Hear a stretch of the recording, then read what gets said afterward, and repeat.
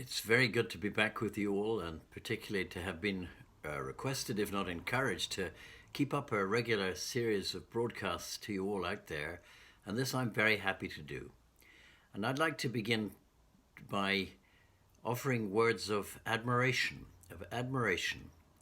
Now, you'll remember from your Columban Leadership Academies and perhaps from all sorts of experiences in your own lives that at Columba 1400 we talk of three leadership sentences. Leadership like life, a lifelong process of refinement. Leadership is a medicine that we can bring to areas of dis-ease. And the third sentence, that the real test of leadership is when the wind is blowing against you. The real test of leadership is when the wind is blowing against you. And my goodness, all those three sentences must have come into play regularly, daily, hourly over these past few weeks and months.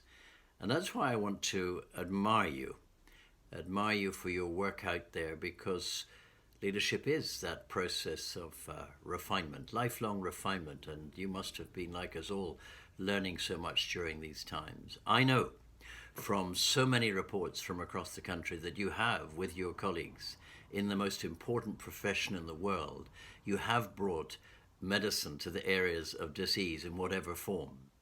And I also know that the real test of leadership, when those winds have been blowing against you, has been met and more. And so I want to admire you.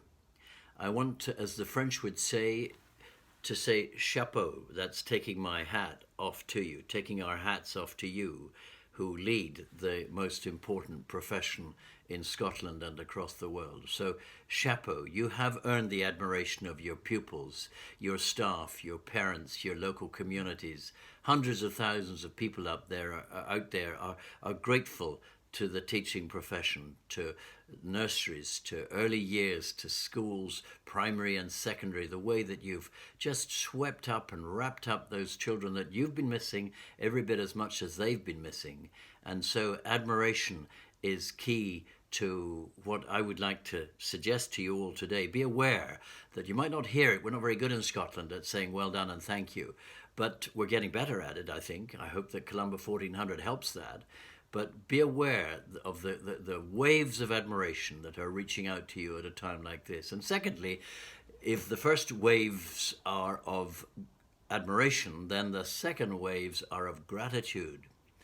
I was brought up with the phrase that let your attitude be that of gratitude. It's been helpful to me in those perilous, tough times when I've been asked to stand up for things that others might not have believed in.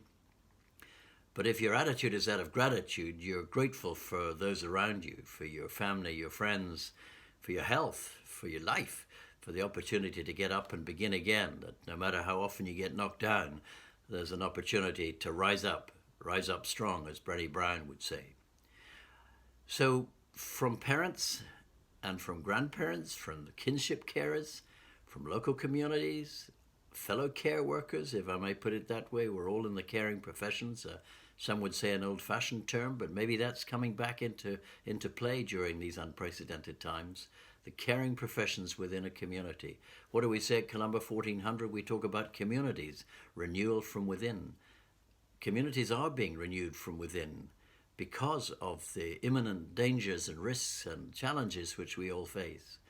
And so, whilst I speak of parents, grandparents, kinship carers, others in the community, they are very grateful to you. Make no mistake about that. I hear constant tales, stories, reflections of those who are so glad and grateful for the teaching profession. It's almost as if this has been an opportunity to recognize your worth to young people, to their families, to their prospects. And I think homeschooling has been tough. And they have come to admire the profession enormously, as well as to be grateful for it, for the way in which you all flipped. You flipped from blended learning into everyone back, and who knows what the future may be. It might be live online teaching, more of that, and whatever. But you're ready. I know you're ready. We as a profession are ready for whatever the world may throw at us, because we are members of the most important profession in the world. We are there for other people's children, as we've often said at Columba 1400, other people's children for whom we're doubly responsible. Now, the other encouraging feature of feedback I've been receiving in various chats and Zoom calls is that not only of admiration and of gratitude, but also of how the next generation are watching you. The next generation of young people from early years onwards are watching you and looking to you for your example. And if that is the case, and it assuredly is, there's no point in gloom and doom. There's no point, however sick at heart or down or gloomy we might feel on occasions. When we're there in front of other people's children, we have to rise up strong. We have to be there for them, to be the example of those, to mirror that which brought us into teaching in the first place. Because I do believe, ladies and gentlemen, that these times may be the creative opportunity for more and more people of whatever age and stage to come into our profession, to recognize that there's nothing more important than the care and well-being and the realizing of potential of another person's child.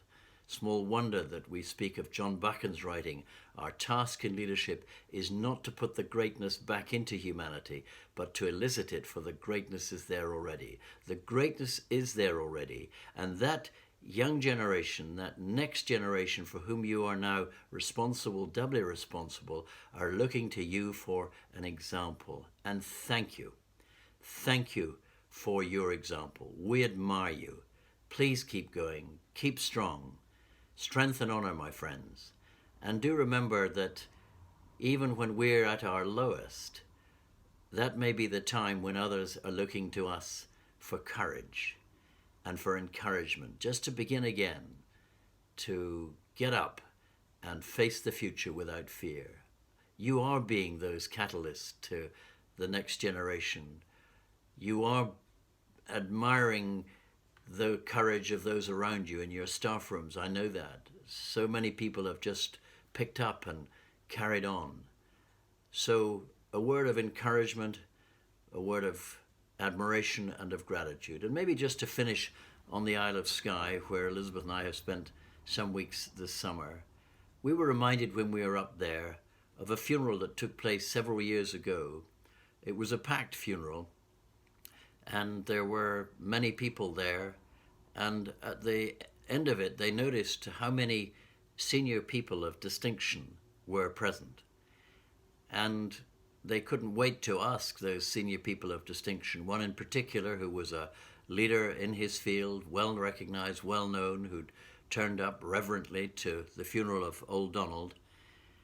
And he was asked why had he made the effort to come all this way for old Donald's funeral. And he said, well, old Donald was my schoolmaster all those years ago. And everything that I've done, every twist and turn, I kept in touch with him a wee bit, but every twist and turn, every difficulty, every challenge, every opportunity, I thought of him and his example to me all those years ago. And you see, I just had to come back here today, all the way to the Isle of Skye, to say thank you. Thank you to old Donald. Thank you to you. We admire you. Strength and honor, my friends. It'll be well worth all the effort when the history comes to be told.